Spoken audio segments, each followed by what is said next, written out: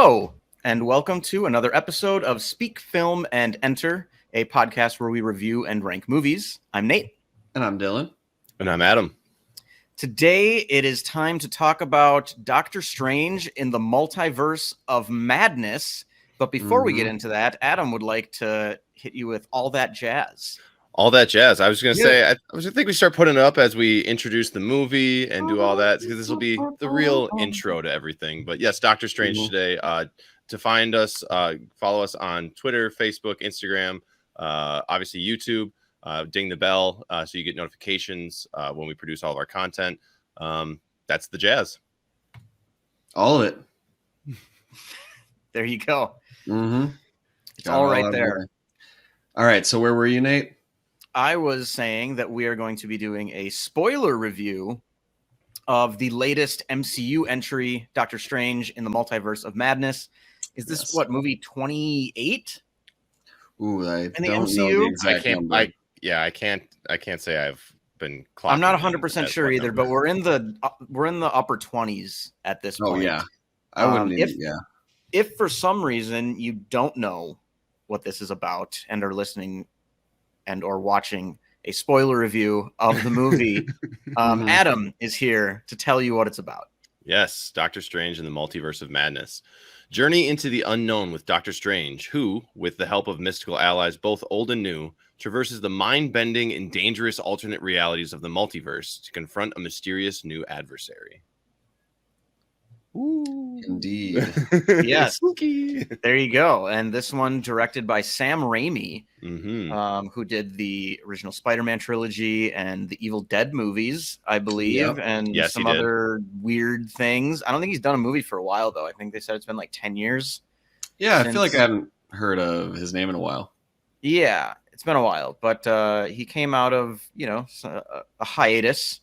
I don't want to call it a retirement. I don't know if it was or not. Hey, that sounds right. He did a couple things between here, but yeah, 2020. Took a bit of a break to come back and attempt to wow us with the mind-bending multiverse and, flinging Doctor Strange into all the weirdest things that he can possibly imagine.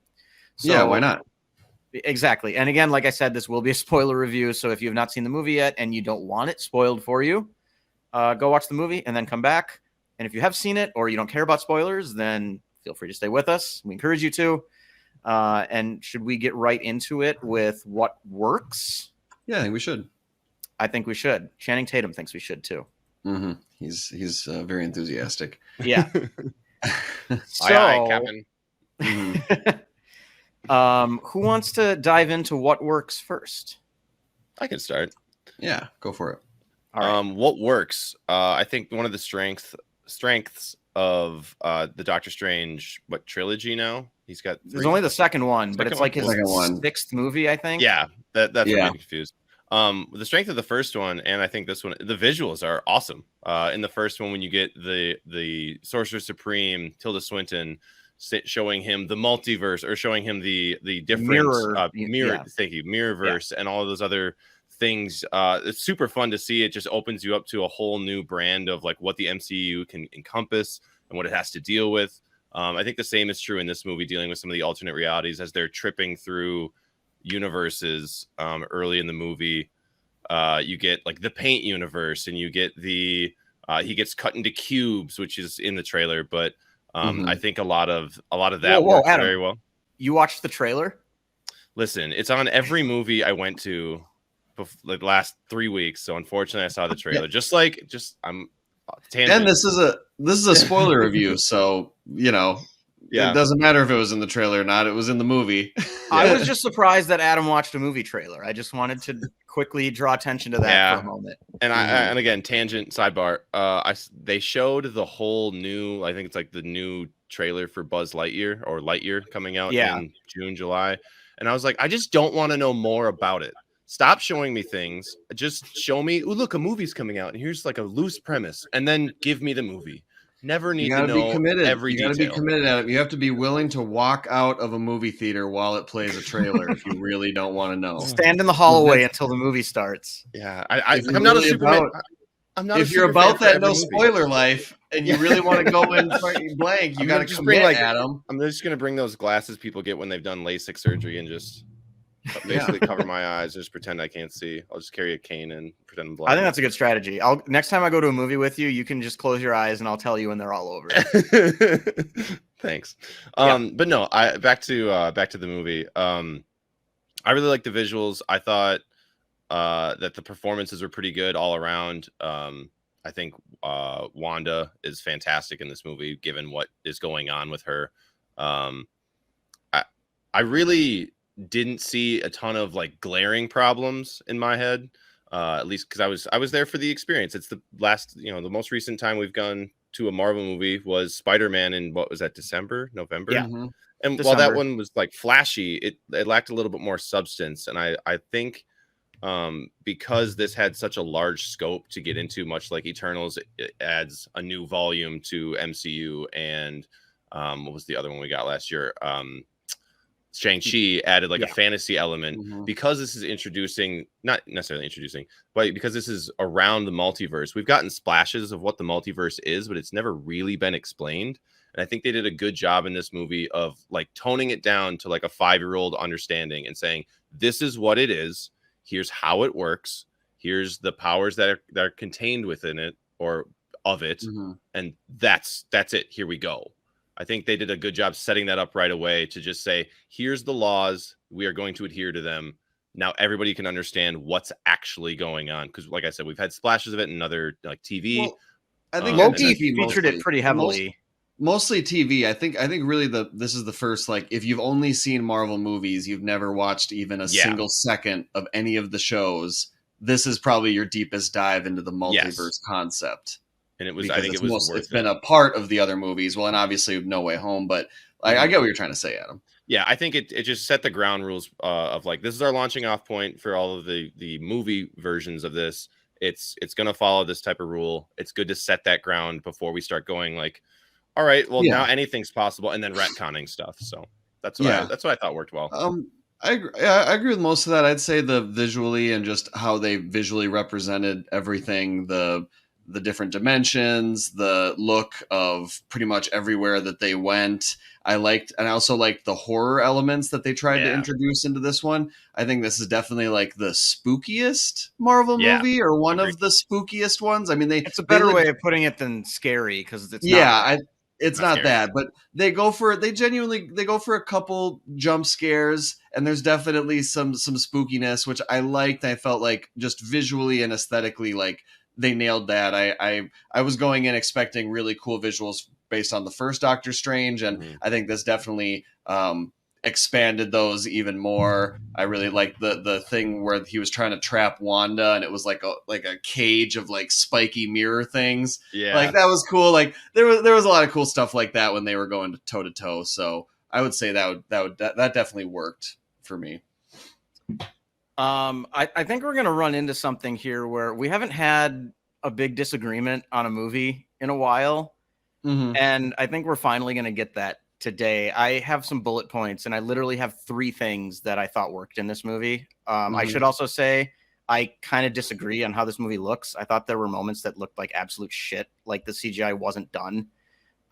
There's like creative stuff that they do, but there were moments where I was looking at it and I just thought, like, did they finish this like yesterday? I don't know. Not a lot, but there were a few where I got that feeling. But basically I had 3 things, and they're all centered around Wanda for what worked for me in this movie. I really liked that they finally had her actually be way more powerful than everybody else.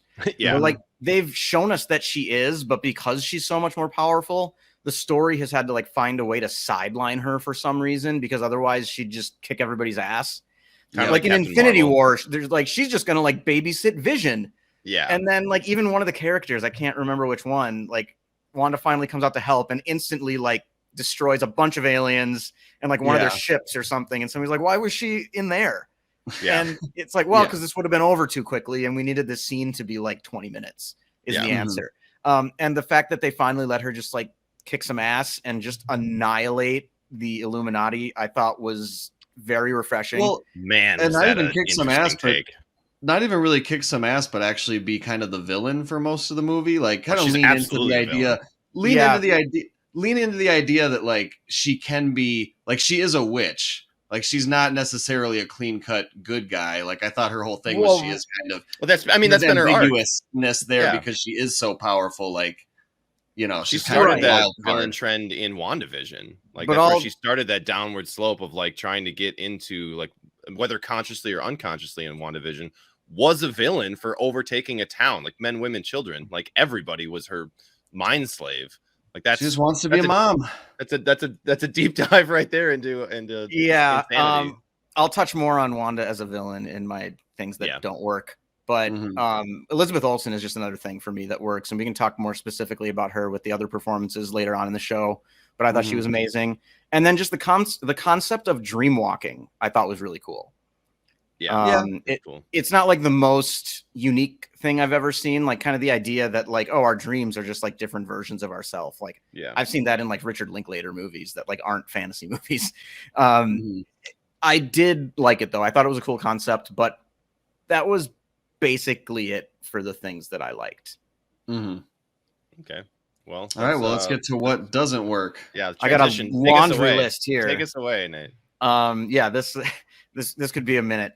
Well, then hold on. Should me and Adam say what we didn't think worked before because you're probably going to cover the whole. You're going to cover everything. You're probably going to cover everything. Give us a whole souffle. Why don't we just go back and forth? Go ahead. Why doesn't he just cover it and we just? I'll sit back. Let's see what you guys think, and then Dylan, you can start. Yeah. Okay, yeah. I definitely had the same type of feeling that I had with No Way Home, where the multiverse thing as the driving force of the whole story just it twists the scope and the perspective and the stakes where it just doesn't feel grounded at all, and it just feels like there's so much like characters having to directly explain what is going on because we're multiverse concepting. Like there's so many like, but Wanda, if you go there, what are you going to do with that Wanda? Like they have to say it because because we're multiversing, and that was like, one of the things on my list was the dialogue. Like there's so much expository dialogue and a lot of also just like literally saying what they're doing or what's happening on screen.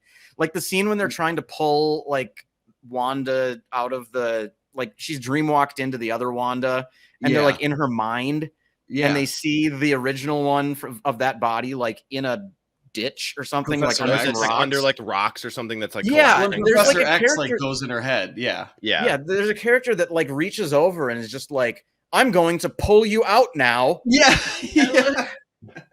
Thank you for telling me that that's what you're doing because I couldn't tell. Yeah, so that was a little spoon fed in that regard. I can understand that. Yeah, so that was kind of just that being like the core problem for me, just kind of seeps into all areas because I just then as the movie goes on, I just feel like it's not as, I don't know, I'm not as invested, and we're in this like world where like anything can happen. So like, like why even try to like pay attention or predict? Because, you know, I don't know. And I forgot to use the what doesn't work image, and that's such a great one that I need to put it up right now. Well, so I I apologize. think it fits you particularly right now. To the viewers, yes. This is going to be me for the rest of the episode, so just buckle your seatbelts. And then I also I felt like not only with Spider-Man No Way Home, but also Everything Everywhere All at Once, which is kind of also a multiverse movie, like they're all hitting the same beats of like the crazy characters and lots of different dimensions and and then it all comes back to a very simple, heartfelt solution where it just had to be a personal conversation. You know, she just had to talk to the kids and see that what she actually is doing is wrong in their eyes. And it's just like, okay, like, how many times are we going to do this? Like, is this the new formula? Like big, crazy multiverse madness, like not, you know, no pun intended, but literally in all these. And then it just all comes back to a super straightforward, like, and you should be a good parent. Like, oh, great. Like, I don't know. So, yeah. It's like the same problem that like rom-coms have by not having like when there's finally strife between the two like main love interests and it's like it can be solved by a conversation. They're like, nope, I'm gonna be mad, and they go off to do like a 10-minute thing on their own to like formulate a plan to, like, right. But this is like a 2-hour thing that we get to do where we venture into different universes. Same problem. Yeah. This is just on a bigger scale. Adam, was there something you wanted to say? And then we'll let Nate. I mean, take I got over. little tidbits. I think like the name America Chavez is kind of dumb. Like America as a first Yeah, name. I thought that was kind of just it's a little hokey. I will just say this is, I mean, you know, the writers of this movie didn't make that up. Yeah, ripped straight Yeah. from the comic, I'm sure. Right. But I still think it's like But kind of dumb. It does just feel weird when they're saying it, doesn't it? Yeah, like when I think when he looks at her later, he's like, "Thank you, America." I was like, "Can we There's fucking so not? many? Can we There's just so many not?" thank you Americas. We have to save Oh. America. The whole world will end if we don't save Oh. America. Like, oh my god, you guys. That was pretty eye roll cringy. That was- And also the fact that like her shape or her star or her thing is a star. It's just like her That seemed jacket's a got little- a star. It didn't was bug just, me like, until the very end, until the last one, and then I was like, actually, yeah, that is weird that it would it's be a kind of childish. star I was just shape. like, Like, we have this whole creativity thing of like the multiverse can be any iteration of any character. We chose a fucking star as like our our universal travel like gateway. So like little tidbits like that were bad. It sounds like you I just can't- had more like nitpicks. Really. Yeah, I can't think of anything major at the moment. I mean, I did see it yesterday, but we watched a couple other things in between, so I'm just kind of at a loss. But I'm sure something will pop into my brain once you start getting after it, Nate. Once I go through my list here. Yeah, take it away. All right, Nate, Okay. give him the business. So first off, I really hated what they did to Wanda's character. I thought you were gonna say Wong's character. Well, they didn't. Sorcerer they didn't Supreme add is much- underpowered. The fact in that this Wong movie. doesn't have his own series yet as a crime. Yeah, Yeah. I think he's underpowered in this movie. I think turning Wanda into a villain for a movie is fine, but it just felt like such a lazy reason for it to me. Like oh, a mom lost her kids and now she's crazy. Like, Yeah. come on. Crazy enough to rip the whole universe apart and kill all of her friends. Like, And also we just went on a very similar arc with her in WandaVision, which also Sam Raimi did not watch all of. Like Oh, he makes has said that, which really shows. It just felt like they undid a lot of, and it's particularly annoying for me because she might have been my favorite character in the entire MCU after WandaVision. It's maybe my favorite thing they've ever done. I love like Adam, how you said, like she was kind of the villain in that movie, but there was also another villain in Agatha. Yeah, I mean, And it's not like she's going doing- down the path, and there's two, right, but really. she did something that's a little more understandable, and she's not really fully aware of what she did, and that the conflict in WandaVision makes way more sense to me than just having like some men write a story about a woman who lost her kids and now she's nuts and wants. I didn't like that very much. I'm gonna push back slightly on that for the simple fact that I think this movie at the end of WandaVision, it shows her getting, I forget now what it's called, but like the Book of Darkness. Yeah, the Darkhold. The Darkhold. And like that's what by that a corrupts little bit. her. Yeah, that's what totally corrupts her and changes. And she willingly went into that. So she, like I said, she was already on that like path towards like true evil and then fully embraced it, like not really caring about what the consequences are. That doesn't tell me that that's somebody who's like mentally stable enough to like either have kids or whatever you want to talk about. But I think like that's the crux in this movie that forces her, that makes her more evil. And I didn't have a problem with that. Yeah, and it doesn't seem like most people do. I know I'm in the minority in not liking this movie really at all. Especially if WandaVision was your favorite, like you're going to be a little bit more biased towards how that character is written. Right. It just felt to me like they undid WandaVision, basically. The only thing from this that ran it back. Yeah, kind of. I mean, also WandaVision was supposed to come out after this movie. That makes more sense. But it actually does make more sense. It does, but then they like had to give her a different reason. It's like, well, the kids now. Yeah. And it just, like this feels a lot to me like kind of some of the issues I had with the new Star Wars trilogy, where it was like clear and they've admitted they just didn't talk to each other. Yeah. Where like due to things getting shifted around and like having to come back and like reshoot, there's two directors for this movie because the first guy left, Sam Raimi came in. I felt like that was kind of clear. Like the second half felt very Sam Raimi. The first half felt kind of normal. Like a bit of a tonal shift there. It just felt to me like, and again, like the fact that he didn't watch WandaVision, it just pisses me off. Yeah, that seems like, come on, on, you're dude. Directing a movie and WandaVision is like 5 hours long. Like, take a day off. Right. Take a half day. Shit. Like, take a half day, pound some caffeine, and just watch the damn show. Right. And that kind of gets into one of my other issues, which I would have this as a problem even if I liked this movie, it wouldn't bother me as much. But we've really reached a point where they're making so many things required viewing.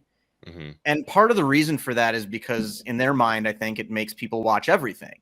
But I think there's a tipping point that can be reached where if people, like, if they make some stuff that isn't very good, or people just get like, it's like oversaturated and people just get Marvel fatigue, and then you skip a couple things, do you feel like you can't keep going?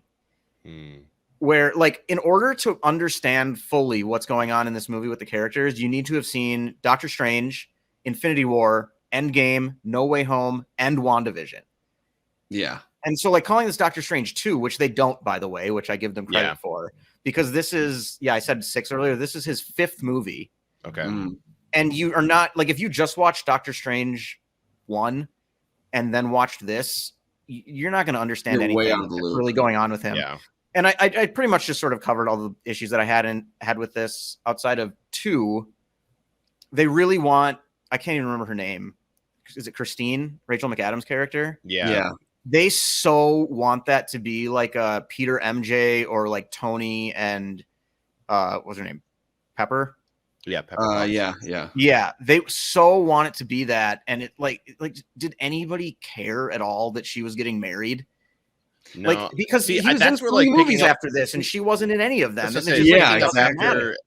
I forgot she was even in it. One would make more sense, but right. Yeah, I would agree. I forgot she was in it, but he also, like, after he became Doctor Strange, like, kind of stopped caring about her as much as like a personal relationship. He was much more like, I got other shit to worry about. I've learned, like, that's part of it art, too. and I'm doing like saving world stuff. I don't have time, nor do I really care as much anymore. And this movie tried to, like, fit in that he does still is, like, super heartbroken over it. It was like, that one didn't land as well. I will agree with that. Even in the first movie, like, we never have a scene where there's like romantic chemistry between them. It's just like, oh, they maybe had a thing before for a little while that they cut off. I think he was too much of an asshole in the first. And now he's a dick. Yeah.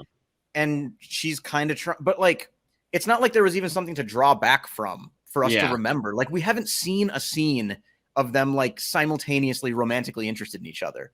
And it's just, there's nothing there. And to have that be such a driving force of like what's making him not happy, I thought was meh. And then the last one is just America Chavez is a total nothing.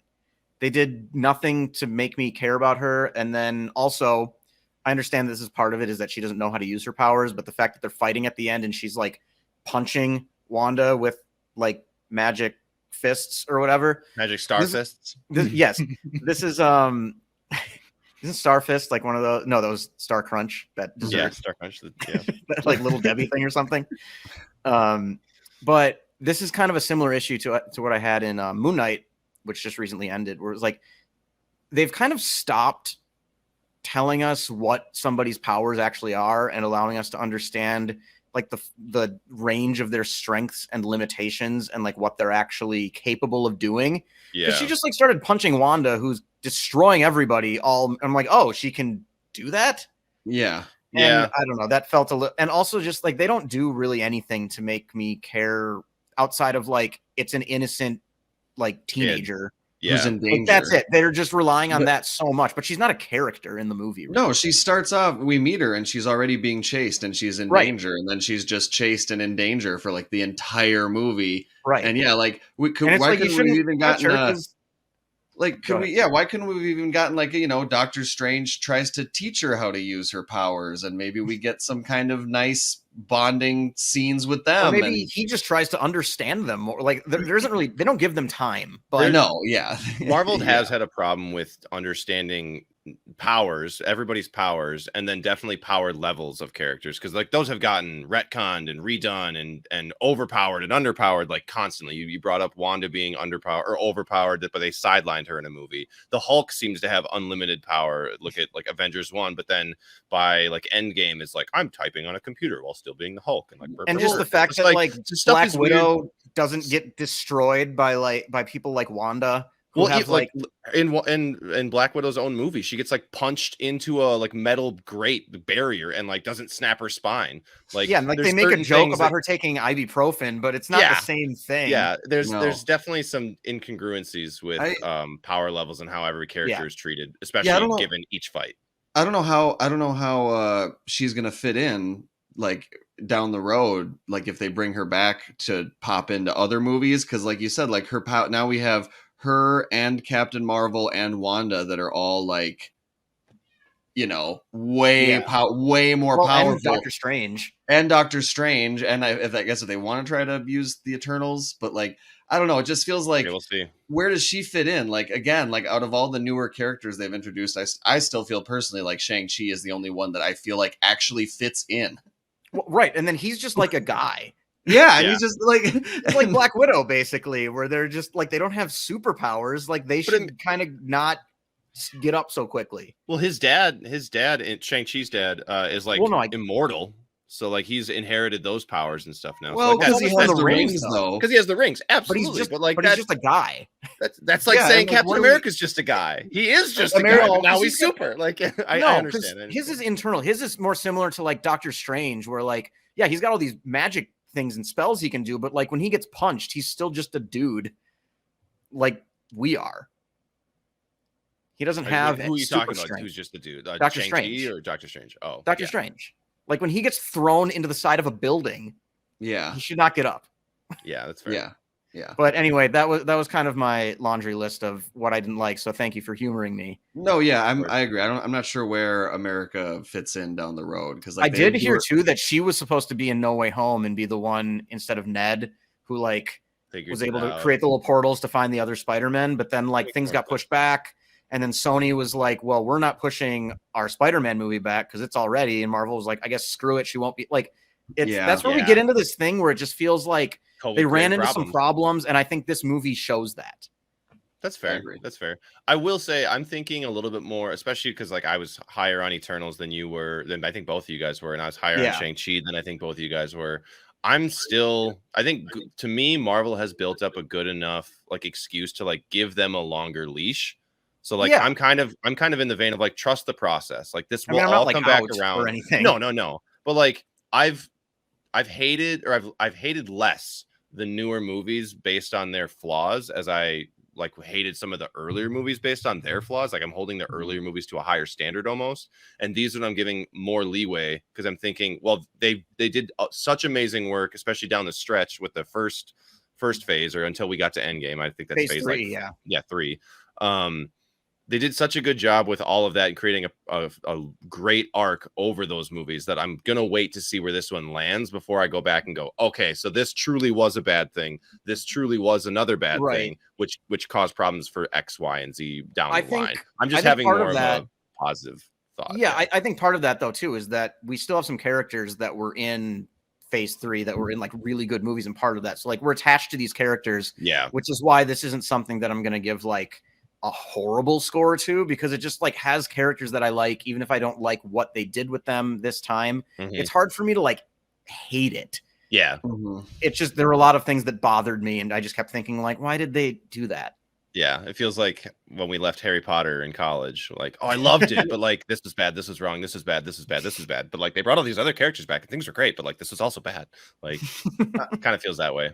And also, at least just with the first 3 phases of the Marvel stuff, it felt like there was a clear direction. That's fair. We don't know the direction yet. Well, and that's the thing. Right now, it feels directionless, and we're getting a lot of new characters. We're getting a lot of new storylines. We're getting a lot of multiverse stuff, and it's just kind of like, all right, how are we all going to bring this back together, guys? Well, like, the closest I've felt to a direction for Phase 4 is the Loki series. That to me feels like the closest to being like, this is the path and the big evil that they're going to have to deal with. Main timeline type stuff. Yeah, and the bad guy they introduced in Loki as well at the end of it, I think is going to matter. But you guys want to get into the performances? Yeah, I had one last thing to say. Too bad. We'll get there. We're in the performances section now. We can circle back around at the end of the episode, Adam. I'm kidding. If I remember now. I'm kidding. I was just gonna say, I don't like it. To your point, Dylan. Early phase 1 Marvel, like we had no like idea that Thanos was a problem. We had like the cutscenes at the end of the credits that like gave us a hint, but like we had no idea of like that was the end bully or the end bad guy. So like that was definitely directionless as well. So I think we're in that stage of this new phase. 4? Is this going to end in 6, or what is? How many phases are there supposed to be? I don't know. Infinity. Are they ever going to stop making these? Yeah, exactly. They have to at some point. The I point mean, of I don't know. I Another think there's decade, I somebody think they'll that finally be hasn't been tired. born yet who's going to be in a Marvel movie like as a lead. Mm-hmm. I agree. so you're saying there's a chance? He's saying it's a certainty. He's saying mark it down, put money on it. Okay. Yeah, I'll but enlisting my friends' newborn kids to be in movies. Get started. I guess performances. I just wanted to start with. I think Elizabeth Olsen is fantastic. I think she gives one of the best performances I've seen in a Marvel movie, and that is despite, I had issues with the way her character was written in this movie. Yeah, but that does not take away from how good I think she is at. She's so good at portraying this like tortured grief, kind of like just definitely this weight that she's feeling, and she lashes out, but she's really good at like making you feel like connected to what's going on inside. I think, and I just think she's brilliant. Yeah, everybody else was fine. Yeah, I thought everybody else was fine. I thought Cumberbatch was fine. He definitely had more to work with. I felt like the humor that they went for, sometimes it worked, sometimes it didn't. Personally, I mean, I thought just the absolute balls to the wall craziness of the stuff at the end when he possesses the dead body of the other one and like goes like zombie mode. Like in my mind, I'm like, this is the dumbest thing ever. But then also like when he finally like takes control of it, he does like the Frankenstein eyes, like the, and then it's like, and then he's like flying it. Like I couldn't help. I was like, this is awesome, but also like terrible. But my problem, liked it. I was really hoping it wouldn't be like zombie in, but yeah. Very my Sam problem with that Raimi-ish. scene, like that where it was, that's where I was like, oh, okay, yeah, Sam Raimi definitely directed this. Like, yeah. Right. My problem with that Bruce scene Campbell. was that it was happening simultaneously while like Wanda was like realizing that what she did was a mistake, kind of. I thought that was weird. And like it just felt like, okay, how am I supposed to second by second take this Wanda stuff very seriously, which they clearly want me to, and then go back to like Doctor Strange possessing a zombie version of himself and looking ridiculous doing it and like fighting her and ghosts, and it just looks stupid. And it would be funny otherwise, but it just felt like tonally I was like, pick one. Yeah. And sometimes that works for me and they're able to balance it, but in this particular instance I just felt like this is bad. And I think that's where like they like family movie-ified it. You know what I mean? Like, because this is a difficult concept for, I would say, half the demographic that this is for, kids, teenagers. It's kind of a difficult thing to understand. Like, and it's going to be darker and spookier than anything else they put out. They need to have something lighthearted to keep like the kids like not too scared or keep them involved and try to juxtapose that like funny versus spooky back and forth. But I agree. I don't think it was perfect. And I think the reanimation of the zombie Strange was just too hokey for me. It was honestly, that was one of my favorite parts. I had a lot of problems with this movie, but that was straight up one of my favorite parts. Like, at least they went for it. I get why. It wasn't predictable. It was like, oh my That's god, true. That is very true. When they showed us, like, if there's gonna be one Marvel movie that could be like played on Halloween, then they might as well lean into it and make him go. I thought the only part that I thought was weird is it. After they're fighting and whatever, and like the part where he's talking to like America, and it's just hard to take him seriously with all the zombie makeup. Like, you have to do this, America. It's just like jaws hanging out. Yeah, I know. Like, it was funny, but I don't know. I mean, when it was happening, I was like, yeah, this is very Sam Raimi. Like, honestly. Oh, for sure. Like, you could have not told me who directed it, and then had me watch the whole movie and been like, one guess, I probably would have got it. Yeah, I think so. And I think this next one's a good segue. I wanted to talk about, I mean, we're doing spoilers, so I think we need to talk about the Illuminati scene.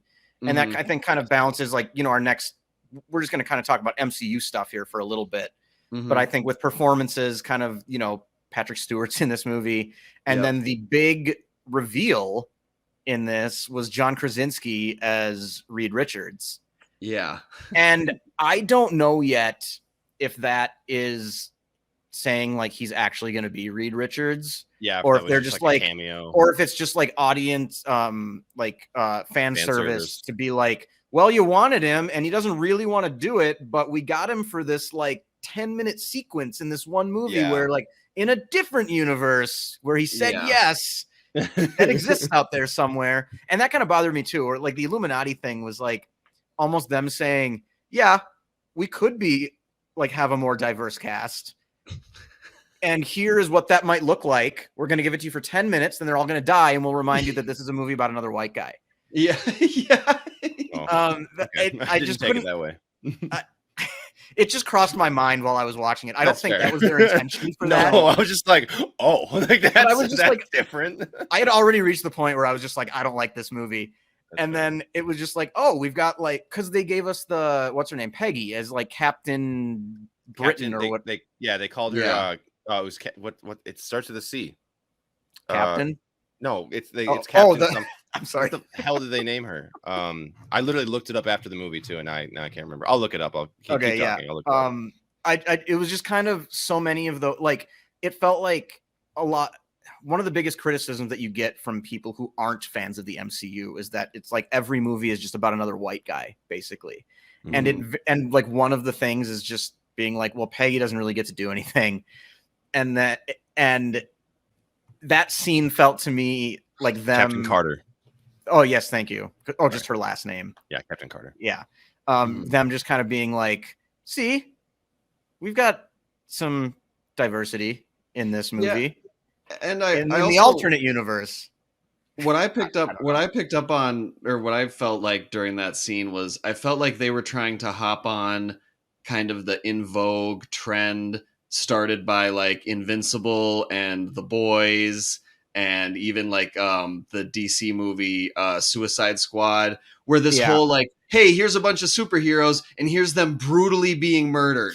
Like, and isn't that crazy and different? Like, that's kind of what it felt like to me. Like, it felt like the Marvel guys saw what Invincible did and The Boys did and all that, and they were like, we should kill off a bunch of dabble. We I should also kill off think- a bunch of our just for like 5 minutes, kind of get dark, a little bloody. We don't have to kill any of our own heroes. That's what it We felt kill like. somebody That's it. else's heroes. Adam, that's it. Where I think they were like, this is an opportunity to actually show that sometimes superheroes die without there being any stakes or us Without actually having to sacrificing do that anybody important. to our own. Yes. Yeah. That's Yes. what. That being said, I loved that Wanda just wasted those people. Oh, fantastic! Especially when Yeah. like Charles, like who is known to be like the strongest mutant besides Phoenix, but nobody cares. The strongest mutant, and she just like, oh, found him, he's dead. Like it was just like a quick, like, oh, okay, I flipped the switch and he's gone, and then unraveling Reed Richards and watching his head explode was just like, oh, we are in some uncharted waters here. That was pretty fun. Yeah, I did enjoy that scene. Although I do think just having so many of their movies now, and just it's not just them, like you said, Dylan, like the cameo thing where it's just kind of like, oh, and it's just more of like the Ghostbusters afterlife stuff that we talked about a little bit. Where like so many movies now are just like people watch them and then can be like, oh, I know that thing. And that's not like storytelling really. No, it's adding just to a like the commercial. meta. Yeah, the meta. Yeah. Pulling into the zeitgeist that is, celebrity-ness or whatever you want to call Right. that. Hollywoodness. Yeah, and I just find it distracting at this point. Although I'm gonna love it if John Krasinski is actually Reed Richards. Like if that sticks, that'll be cool. But if this just They turns out pull to be all like the a X-Men huge, in. if the Fantastic Four, I know, but when Oh, they if- pull in yes, the X-Men and- too, like yes. both of those would be so nice to do. Properly. phenomenal. But if it turns out to be a big tease because they just did an alternate universe, like then it's gonna piss me off. But we'll see where that goes. He's perfect for that casting He is. if that ends up being the direction they go, and I hope it is. But I don't know. I don't really have anything else left to say for like the MCU discussion, really, other than we kind of talked about how we still don't really feel like we know where it's going. Okay, before I one last thing I wanted to say about go my ahead. theater experience, and I don't know if you I guys forgot. I have a story. I experience. texted Adam about this. Dylan go first, Yes. then Nate. Yeah. Okay, so remember when Professor X he goes into Wanda's mind, right? He does like Mhm. enough and whatever, and then it's Yep. like this all white room, and there's like the door, and there's like the pile of rubble, and then he's like walking, he's kind of like in like a suit or whatever. My whole theater, like a third of the theater just started laughing, like when he just because of like how he looks, and he kind of like looks over his shoulder and he's walking, and it just kind of is like, the fuck is going on? And like, so like a quarter of the theater laughed, and then that made like everyone kind of have the giggle fits. So my whole theater pretty much laughed and giggled through that entire Professor X in Wanda's head. Like we just couldn't stop. Like everybody was just like, I don't know. It was just a weird giggle fit that took over the whole theater. It was very strange.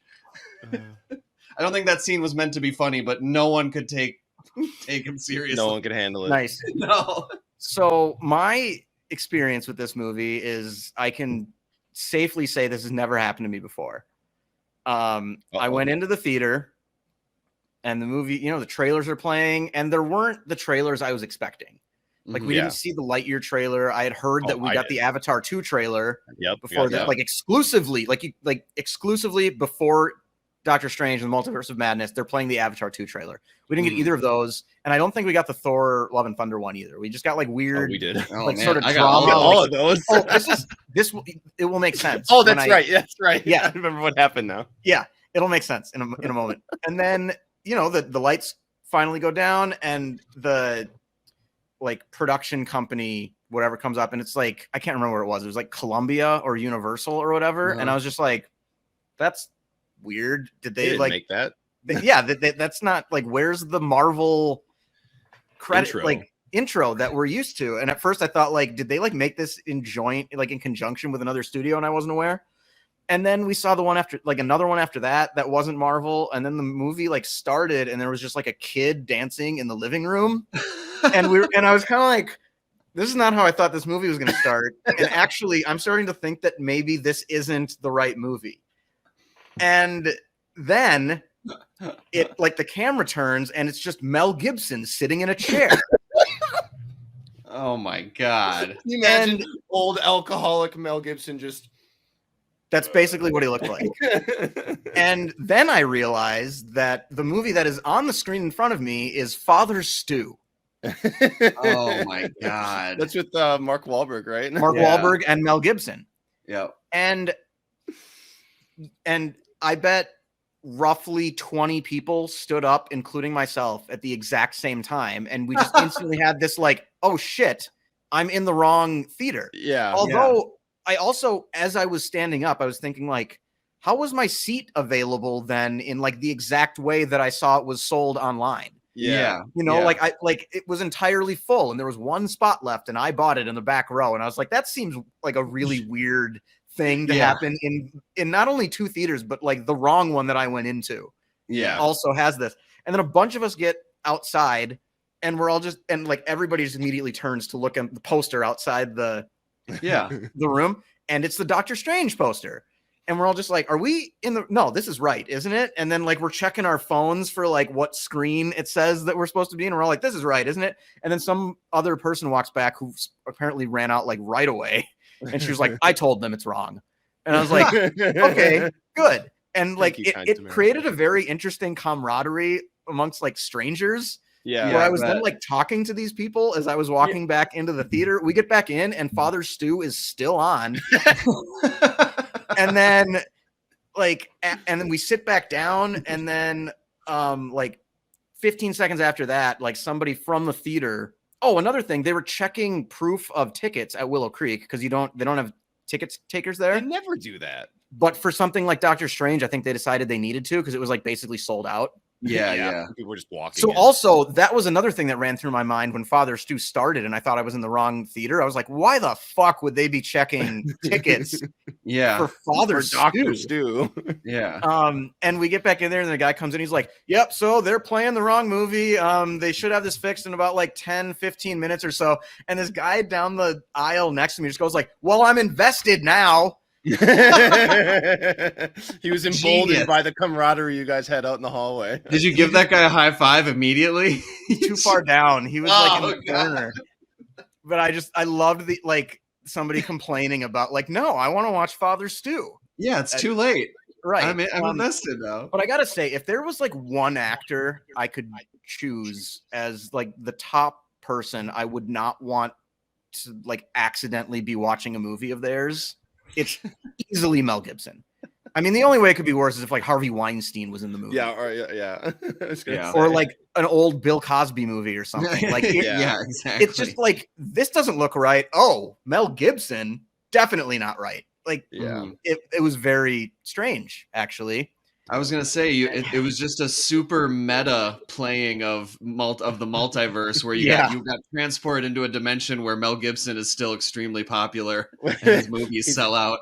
A major actor in every they universe. still let him make movies. I know. They must make money.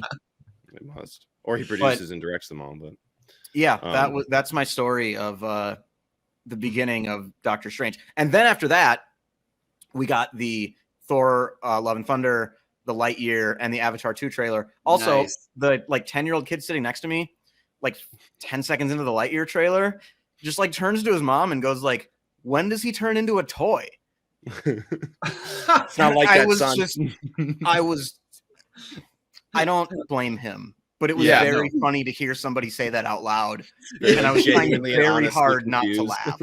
Yeah. When does he turn into a toy? I was like, yeah, because I did think of that too. I was like, I don't think kids are quite going to understand like the meta concept behind this, like this movie. Yeah. But that was my experience. So your movie started like 4 hours late, basically, is what it sounds like. Yeah, it started a good like 20 minutes late. Damn. Yeah. That's going to add to some probably, not liking. Maybe that's what made me hate it. Maybe it was just like Mel Gibson was just the front of my mind. Movie. Yeah. It was only a 2-hour movie, but for you, it was a 2-hour and 45-minute experience. They were like, "We have to save America," and it was just Mel Gibson's face and Nate's head. No, kill it at all costs. Yeah. All right. Do you guys have anything else, or should we get into really quickly? Who is this for? Which feels almost pointless to do with MCU movies. A little bit. But I will say, Adam kind of made the point that I wouldn't take like an 8-year-old to this. Yeah. It's not, I mean, it is, I mean, a lot of them get rated PG-13 now, but it's something where people just like understand the formula and they barely stray from that. But Doctor Strange, I feel like, is closer. It's like a true PG-13. I'd agree with that. In a way where it doesn't go into like Saw territory or anything like that, but it's not an R. There's some jump scares and, like we said, like a zombie and like some ghosts and some like creepy moments and some pretty brutal deaths. Yeah, that too. Yeah, actually, the Illuminati does not fare well. So what a dumb name! Like, when they said that out loud, my theater also laughed pretty heartily. Like, Jesus, that's what they're called. Illuminati line didn't drop well. Yeah, I know. I mean, they can't. It is what it is. It still just felt dumb, though, didn't it? Well, where that word usage has been at for the last, and also like the way they say it too, because they like emphasized it when Illuminati. We are. They're like, look at you, the Illuminati. The Illuminati. Yeah, like they guess a couple names and then a very dramatic reveal that this is the Illuminati. Yeah. Anyway. So yeah. I mean, if you like Marvel, you're gonna see it. If you don't like Marvel, it's not different enough, in my opinion, to make you like it. Also, if you don't like Marvel, you need to see like 5 other things before you can see this one. So it's not like where I'd say if you don't like Marvel movies, but you want to see like some artistic director try something different with Eternals, give it a shot. Yeah, yeah. Where that's like a standalone thing. This is just like, honestly, they should just start numbering them and then the movie title. Every Marvel movie should just be called like MCU 28. Doctor Strange in the Multiverse of Madness. MCU 32. Like, yes. Just tell us the order. Don't give us this weird like chronological and also release order on Disney Plus. Just like straight up number when they came out, and we'll figure out the rest. And then they make it extra confusing with the time travel and multiverse stuff. We're now even watching them in true chronological order. I mean, what does that even mean? Matter. What does that even mean now? No bearing on. Yeah, how do you fit Endgame in there? Yeah, exactly. Is that technically the first? Because they're jumping back is it like in the time? second or the 19th? Like, I don't know. Yeah.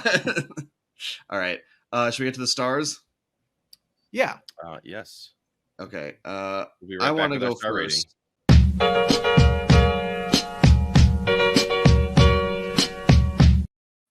Just cut me off. I said we'll be back with the star rating. Right off. I could tell. Dylan forgot. And it kind of needed never mind. To I'm going last now. I thought we caught it. I'm sorry. That's okay. I always forget. Do you want to go first, Dylan? Yeah, I'll just go first. So going into this episode, I still didn't even know exactly what I was going to give it. A pretty wide range, because there are things that I definitely liked and like I had a good time, but like it is kind of a mess, and also I don't like the trend that I'm seeing with the Marvel movies, and this is definitely further along that trend. And yeah, so I'm going to settle on a 3. I'm going to give it a 3 out of 5. I think it is good, and I think it is entertaining, but I really like I said, the multiverse stuff and just kind of the weak side characters and the writing that just seems like just a lot of kind of explaining what is going on, and then like lines that like even the comedy lines are getting a little stale. Like I see them coming a mile away. Like I don't know what they got to do, but they got to punch it up. So I can't wait for Love and Thunder. I just need Taika back in my life. I think Taika will definitely help, and yeah, so I'm just gonna give it a 3. I'm very torn. There's parts of it that are like 4.5 territory for me, but there's parts of it that are also like 2 territory for me. So that's right. That's fair. Yeah. Nate, do you want to go next? Maybe we can. Yeah, I can go next. Out the good and the bad. If you didn't notice throughout the entirety of this episode, I did not like this movie. I'm going to give this 2 stars. Okay. Which I thought about going down to a 1.5, but. Whoa. Elizabeth Olsen is basically just too good, and I still like Doctor Strange is one of my favorite characters too. Mm-hmm. So I couldn't really go lower than a 2 when I thought about like I don't think this is a good movie. I think it's kind of bad actually, but it's got characters that I've liked for a really long time, so I couldn't really go below that. And like I said, Elizabeth Olsen's performance is just too good for me to go any lower. But yeah, not a fan. This is, I think, their worst movie since Iron Man 2. Worse than Eternals? I have Eternals at a 2.5. Guardians 2? I have Guardians 2 at a 2.5 also. And I have No Way Home at a 2.5. I've not liked their last 3 movies. Man, I don't know why everybody chooses to equate this to Iron Man 2, because like I have a different experience. Because they don't have very many bad movies, and if you think one of them's bad, then you don't have many to compare it to. But like you're like probably the 3rd or 4th person I've heard say like, oh yeah, it's like Iron Man 2, and I was like, I loved Iron Man 2. It was like always on television, and I just saw it like a million times. It's something I can put on and be like, oh, that's where this happens, that's when this happens. Like it's so ingrained that I'm like, I don't hate it. I kind of like it. It's like watching a Nicolas Cage movie on. I think we can like, oh, okay, nice. I think we can agree it's better than Thor 2. I haven't seen that yet. That's what I thought. When you hadn't mentioned that, I'm like, Nate must not have seen that one. Yeah, I haven't seen Dark World or the Incredible Hulk. Those are the only 2 I haven't seen. Oh yeah, that's fair. All right, well then on to me. I like this movie, I think, more than both of you did. I will echo some of Dylan's comments where I don't like the trend of things that are going on with the MCU, where everything is going to be multiverse stuff. But I think some of that comes from, it sounds like because Marvel is such a big IP that a lot of the multiverse stuff was kind of announced relatively early, and it's taken so long to get to this movie, let alone like WandaVision stuff happened, and like Loki stuff, the Loki show happened, where that was also like smatterings of multiverse stuff. Like a lot of other IPs popped up and did those things very well and made all of the jokes or made all of the tropes and stuff that Marvel was going to hit, did it like 2 years before. And like now we're kind of bored of it. I mean, I think Rick and Morty's ahead of this by several years. But they were doing a lot of the same types of jokes and same types of like, Morty, don't worry about it. Like we'll handle it. It doesn't matter. Whatever. Like let's just forget about certain aspects. We'll add in other aspects, you know. Go ahead. I even think like almost Everything Everywhere All at Once might have stolen a little bit of the thunder. Yeah, I mean, that just came out like 6 weeks ago. Yeah, and it's if you're talking about multiverse movies, that one is just sharper and more well put together. We have problems. We have our problems with that, which you can see in our very controversial review of that movie. But just kind of like, you know, again, the kind of maybe that also led to this feeling stale because it's just like, oh, I just saw an adventure that took place in the multiverse, and the jokes were a little funnier, and the gags were a little better, and I cared a little bit more about the characters. And like, they actually like tied in thematically to the multiverse, which this doesn't really like. It doesn't really have an, you know, like the story itself. Yeah, we don't know yet. Doesn't really have a lot to do with it. Yeah, but I think so too, Dylan, because that was just like 6 weeks ago. Yeah, and, like that movie's still playing in theaters. Yep. And There's just I heard that Jamie Lee Curtis has just been talking a bunch of shit about Doctor Strange. sounds about right. Which is kind of funny. Sound about Yeah. right. Yeah, I need to look it up, but It just feels like a little bit of fatigue from that type of movie or that type of media that's getting made, because a lot of, I mean, the last 5 years, so many things that are multiverse have come out because I thought Marvel was going that direction. I mean, even the time travel stuff in Endgame was like a little bit hard to understand, and like then we knew that was going to spawn multiverse stuff, and that's where all of that started. So I think a little bit of fatigue, but that all aside, all that context for what I'm about to say aside, I really like this. I'm not going to go crazy and say it's like a 4.5 movie, because I don't think it's that good. I don't think it manages a lot of the goals it sets out to do. I think some of the stuff is either corny or stupid or just a little bit hokey. The zombie at the end, in certain regards. I thought the zombie was dope. Well, I mean, he's fun. He's fun, but it's like it's just hokey in a way that's whatever. I liked the Bruce Campbell cameo and like credits that scene too. where he's still punching himself with his hand, because his hands in Evil Dead is a big thing. Oh yeah, that was similar. That felt like a similar post-credit scene to the Captain America one at the end of Homecoming, where it's like not even a scene. It's just like him reading more PSAs. Yeah. Or like at the end, and he's just like, you waited the whole time and you thought you were gonna get like another trailer or something, didn't you? Yep. But you learned your lesson. Like it felt like that. Yeah, which I think those are fun. That's just It's an added over. joke. Yeah, it's just an added joke to like pop in there, which is great. Right. But like I said at the beginning, I like the visuals. The acting was, I thought, pretty good. I thought Benedict Cumberbatch does a good job. He's come out and said he'd like to play this character for another 10 years, which more power to you. I'd love you in the role. You're doing a great job. Nothing special at this moment, but like you're going to be constant. I'll handle that. Wanda is fantastic. Excuse me, her name escapes me. Elizabeth Olsen did a fantastic job. I think the girl who played America Chavez was a little meh, but also she had nothing to work with, and the name is dumb. So just kind of a one-note character. Yeah. Yeah. She was just in danger. I am curious to Yep. see what else they have planned for her. Yeah. So just like Eternals and just like Shang-Chi, we'll see down the road where this is all going to land. But right now, I'm feeling a 3.5. Okay. I thought you were going to go up to a 4. No. So did I.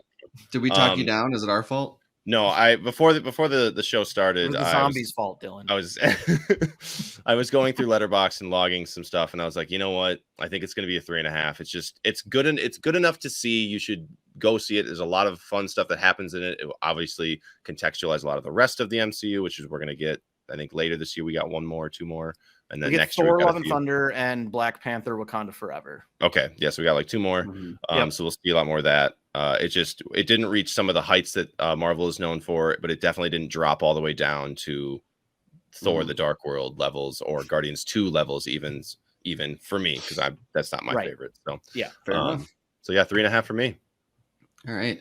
Anybody else think it was cool that when Doctor Strange tried to hit her with the dragon, the like dragon things that came out that he like towards the very end, it was like his last move that he tried to beat Wanda with, like at the very end. I don't remember that at all. You remember that? Because it was like cool, but it was just like 10 seconds long, and then she kills the dragons, and then that's it. And I was like, oh, well, that was shit, kind of we got problems now. I was like, oh, that was kind of a cool thing that I've never seen Doctor Strange do that he did, and then now 10 seconds later it's over because it didn't work anyways. Like, all right, sweet little throwaway power. How long there. He's been like he's had that in his back pocket, and then she just killed it. Like I know, and it was like, oh, yeah, damn. He even pulled out the OP dragon move. And we didn't talk about the I forget what they call the good book, but the book that's supposed to give him the power to fight, like, and that like burns up in an instant. We didn't talk about the demon at the beginning that's chasing America and whatever Doctor Strange through the multiverse. The fake that out looks to be way more powerful than anything else we've encountered at this point. Oh yeah, that eyeball. No, not the eyeball tentacle thing. monster. The one that's chasing at the very opening scene. It's like a orange and black, like swirling. I thought that was the same thing in his dream. Is that the same? Yeah, in the dream. In the same dream thing, because it goes through the portal with her. And that's just how maybe it that looks was like its manifestation. Yeah, that's what I thought. That makes more sense then. Yeah, and then like Wong's fake out death was kind of like, okay, that was like on the cliff. Like, oh, he's alive.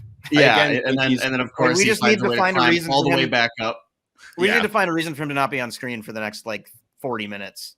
Which is, again, I think he's under-leveled. He's the Sorcerer Supreme. In the first Doctor Strange, that's another running just joke. Like anything to death. They gotta resolve that. Wong should be in every single Marvel movie.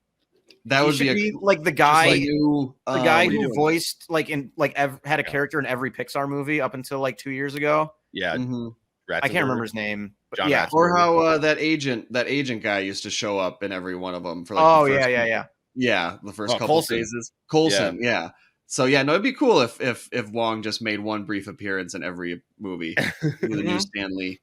All right, we should wrap this up. I believe it's my turn to put a wrap on the show. It is. All right. I don't do anything better than I play softball.